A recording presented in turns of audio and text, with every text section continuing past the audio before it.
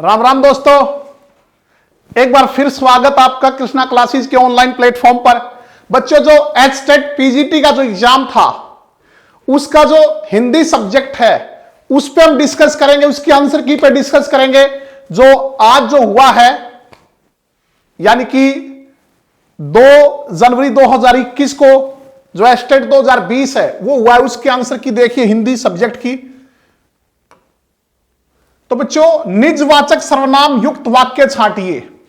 निजवाचक सर्वनाम युक्त वाक्य इनमें से बताना है कि इनमें से किस वाक्य में निजवाचक सर्वनाम का प्रयोग हुआ है। तो बच्चों, यह है लड़के आप ही चले जाएंगे।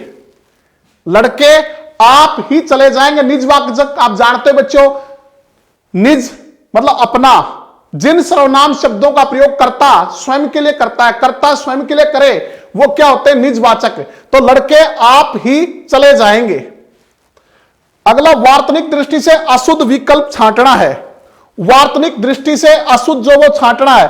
तो बच्चों, मृत्युप्रांत, क्योंकि शुद्ध होगा मृत्युप्रांत। शुद्ध क्या होता है? मृत्युप्रांत।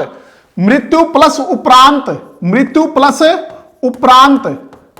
पिछले स्टेट में भी ये पूछा गया था बच्चों, ये मृत्युप्रांत आया था, आपको ध्यान हो, क्योंकि इसमें बड़े ऊ की मात्रा आती है। मृत्यु प्लस उपरांत, ये छोटा ऊ है, हर्ष ये छोटा ऊ है, दोनों मिलकर दीर्घ संधि बनती बड़ा ऊ। तो मृत्युप्रांत गलत है, क्या आएगा? मृत्युप्रांत।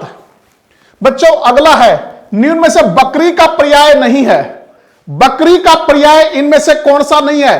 तो यह वर्धकी। क्या नहीं है? वर्धकी। वर्धकी बढ़ई को कहते हैं बच्चों। किसको? बढ़ई को कहते हैं वर्धकी। छागी, अजा, छेरी, ये क्या है? ये बकरी के पर्यायवाची हैं। अज होता है बकरा और अजा होती है बकरी। अजा ब्रह्मा को भी कहते हैं बच्चों। अज दशरथ के पिता भी हैं, अज बकरा भी है, अज ब्रह्मा भी होता है, और बकरा अज और बकरी अजा। तो वर्धकी क्या होता? बढ़ई। जातिवाचक संज्ञा युक्त वाक्य नहीं है। जातिवाचक संज्ञा युक्त वाक्य नहीं है। मैंने अनुभव किया कि उसे ऊंचाई से डर लगता है। उसे किस से डर लगता है? ऊंचाई। ऊंचाई आप जानते हैं भावाचक संज्ञा होती है। क्या होती है? भावाचक। अब अगर इनमें देखें आजकल की पढ़ाइयां, वैसे आप जानते हो बच्चों पढ़ाई भावाचक है। पढ़ाई क्या है? भावाचक। ऊंचाइयां नापनी है तो पर्वतों की सैर करो, ऊंचाई क्या है? यह भी भावाचक होती है।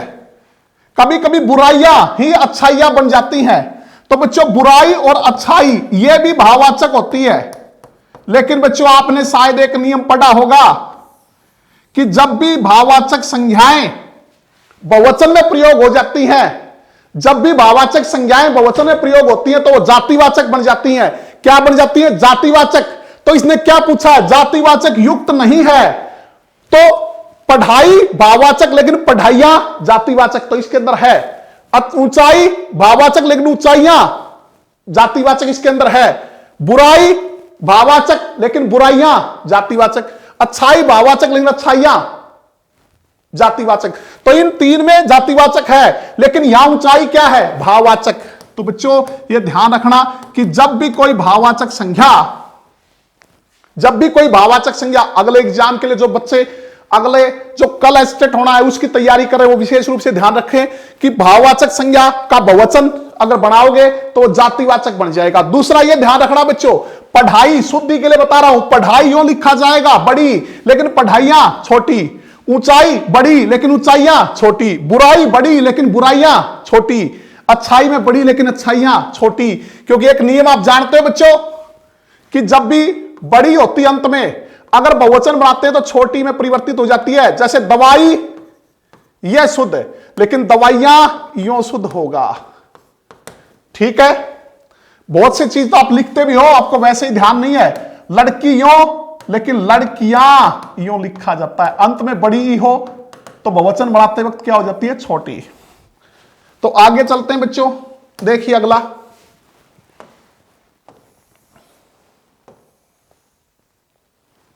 अगला है विलोम की दृष्टि से असंगत जोड़े को छांटिए। विलोम की दृष्टि से कौन सा असंगत है, मतलब कौन सा गलत है, यह हमने बताना है। लंबा नाटा बिल्कुल सही है बच्चों। अभिज्ञ अनभिज्ञ बिल्कुल सही है। अनुरक्ति विराग गलत है। अनुरक्ति विरक्ति अनुरक्ति का विलोम क्या होता है? विरक्ति। ठीक है। सत्कार तिरस्कार, यह भी सही है। किस विकल्प में इल प्रत्यय का प्रयोग नहीं हुआ? इल प्रत्यय नहीं है, तो बच्चों मरियल में नहीं है, क्योंकि मरियल में ईयल प्रत्यय है। मर में क्या है? ईयल। मर प्लस ईयल, मरियल। मर शब्द में क्या है? ईयल, मरियल। उर्मी प्लस इल, उर्मिल। फेन प्लस इल, फेनिल। तो इनमें जट प्लस इल, जटिल। इनमें इल प्रत्यय है बच्चों, लेकिन मरियल में क्या है? ईयल प्रत्यय है। कौन सा प्रत्यय? ईयल। तो यहां है बच्चों, शुद्ध वाक्य का चयन कीजिए। शुद्ध वाक्य का चयन करना है। यह काम कोई वकील से ही हो सकता है, यह गलत है, क्योंकि यह काम किसी वकील से ही हो सकता है, कोई नहीं, किसी वकील से ही हो सकता है। मैंने उनका धन्यवाद किया, यह भी अशुद्ध है। मैंने उनको धन्यवाद दिया, मैंने उनको धन्यवाद दिया। कृपया दरवाजा बंद करने की कृपा करें, कृपया के साथ कभी कृपा नहीं आता बच्चों, यह भी अशुद्ध है। और हम सभी में मानवीय दुर्बलताएं हैं, हम सभी में मानवीय दुर्बलताएं हैं, यह शुद्ध है। कौन सा शुद्ध है? हम सभी में मानवीय दुर्बलताएं हैं। तो बच्चों आगे देखना, एक क्वेश्चन इसमें इधर थोड़ा सा छूटा हुआ है, यह देखिए। किस विकल्प में व्यंजन संधि का प्रयोग नहीं हुआ? नहीं हुआ। पहला चिदाभास, इसके अंदर व्यंजन संधि है बच्चों, क्योंकि चित्त प्लस आभास, चित्त प्लस आभास, चिदाभास। वागीश्वर, इसमें अंदर भी है, वाक प्लस ईश्वर, वाक प्लस ईश्वर। तदर्थ, इसके अंदर भी है, तत् प्लस अर्थ। व्यंजन संधि में एक व्यंजन होना जरूरी है, तो यहां चित्त प्लस आभास में तय व्यंजन है, तद प्लस अर्थ में तय व्यंजन है, वाक प्लस ईश्वर में कै व्यंजन है। लेकिन तिरोहित, यह विसर्ग का उदाहरण है। तिरह प्लस हित, तिरह प्लस हित किसका उदाहरण है? विसर्ग संधि का। तो पूछा व्यंजन संधि नहीं है किसमें? तिरोहित में। तो आगे चलते हैं बच्चों, आगे देखिए। अगला हमारा क्वेश्चन है, समास की दृष्टि से असंगत विकल्प छांटिए। समास की दृष्टि से कौन सा गलत है, कौन सा असंगत है? भयभीत, भय से भीत, भय से भीत। बच्चों ये अपादान तत्पुरुष का उदाहरण है। किसका है?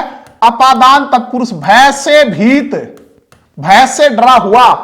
तो बच्चों आप जानते हो भय, घृणा, इसके अलावा शर्माना, लज्जाना, दूरी, सीखना, तुलना और अलग होना, ये सारे भाव किसके होते हैं? ये सारे अपादान के भाव होते हैं, न कि कर्ण के। विद्या से हीन, सही है, अपादान तत्पुरुष। सेठ साहूकार, सेठ साहूकार आदि समाहार द्वंद्व है। और स्वर्गगत, स्वर्गगत, स्वर्ग को गत को गया हुआ क्रम तत्पुरुष सही है। तो बच्चों इसका आंसर क्या हुआ? भयभीत। कर्ण तत्पुरुष नहीं आएगा, अपादान तत्पुरुष। वाक्यांश के लिए एक शब्द की दृष्टि से असंगत विकल्प छांटिए। वाक्यांश के लिए पहला बच्चों, किसी कथा के अंतर्गत आने वाली कोई दूसरी कथा अंतर कथा, सही है। सर्वाधिकार संपन्न शासक या अधिकारी, अधिनायक है। सर्वाधिकार संपन्न शासक या अधिकारी बिल्कुल सही है।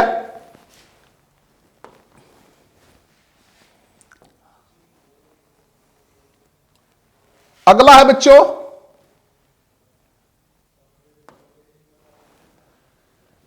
बिना किसी प्रयास के आयास, यह गलत है। तो हमारा आंसर क्या हुआ?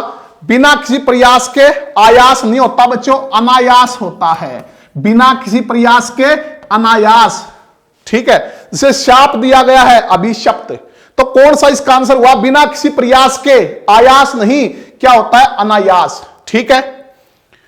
तो बच्चों प्रत्यय की दृष्टि से असंगत विकल्प चुनना है। प्रत्यय की दृष्टि से कौन सा गलत है?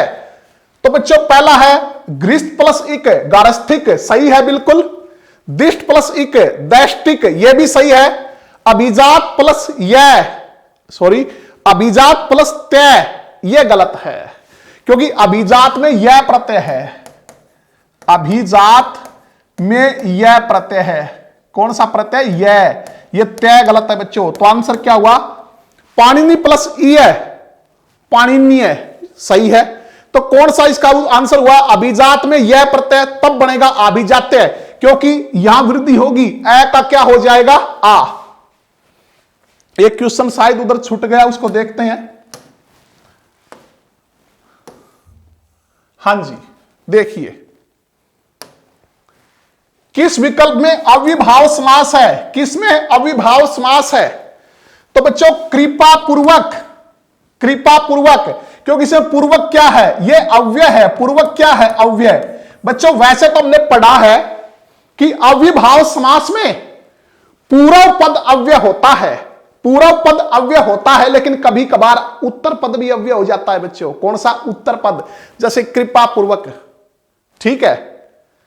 तो कृपा पूर्वक में उत्तर पद जो दूसरा पद है वो अव्यय है। दूसरा पद क्या है, अव्यय है, ठीक है। कुशलता पूर्वक, कुशलता के साथ। प्रेम पूर्वक, प्रेम के साथ। जैसे मृत्यु उपरांत, इसमें भी उपरांत, उत्तर पद क्या है, उत्तर पद इसके अंदर क्या है, अव्यय। तो मृत्यु के उपरांत, ठीक है। तो कभी कभी क्या हो जाता है उत्तर, जैसे लाभार्थ, लाभ के अर्थ, सेवार्थ, सेवा के अर्थ, ये सारे किसके हैं? तो बच्चों पूरा डिटेल से पढ़ा करो, डिटेल से, बार बार मैं आपको कहता हूं डिटेल से पढ़िए चीजों को, बहुत अच्छे अच्छे क्वेश्चन आने लगे हैं। आगे चलते हैं।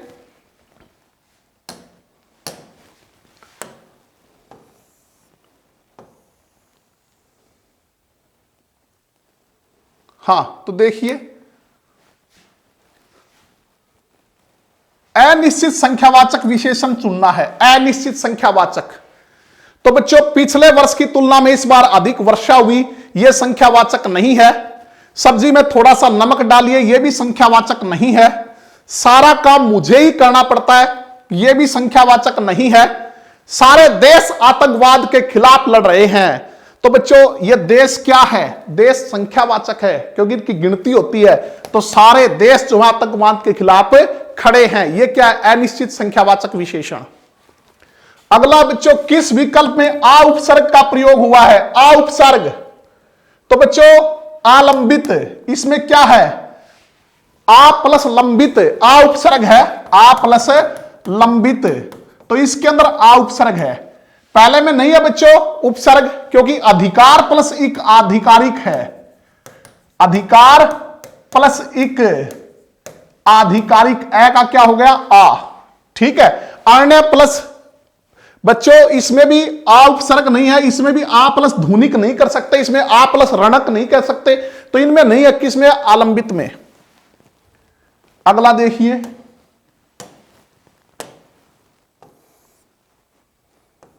तो बच्चों ये है हमारा क्वेश्चन, सकर्मक क्रिया युक्त वाक्य चुनिए। आप जानते हो बच्चों सकर्मक होती है इसके अंदर कर्म हो। भिखारी मंदिर के बाहर चिल्ला रहे थे, कर्म नहीं है। मछलियां तालाब में तैर रही, इसमें भी कर्म नहीं है। धावक सड़क पर दौड़ रहे हैं, यहां भी कर्म नहीं है। बहन ने भाई को मिठाई खिलाई, बहन ने भाई को मिठाई खिलाई, किसको मिठाई खिलाई, भाई को। भाई को क्या खिलाई, मिठाई। तो इसमें जिसका जवाब क्या किसे किसको से मिल जाए, क्या किसे किसको, क्रिया से पहले क्या किसे किसको लगाइए, अगर जवाब मिलता तो इसमें कर्म है, नहीं तो नहीं है। तो भाई, बहन ने भाई को मिठाई खिलाई। तो बच्चों ये था हमारा जो एस्टेट पीजीटी 2 जनवरी 2021 को एग्जाम हुआ, उसका हिंदी जो विषय है वो हमने डिस्कस किया। तो बच्चों बने रहिए हमारे साथ, मिलते हैं नेक्स्ट क्लास में। धन्यवाद।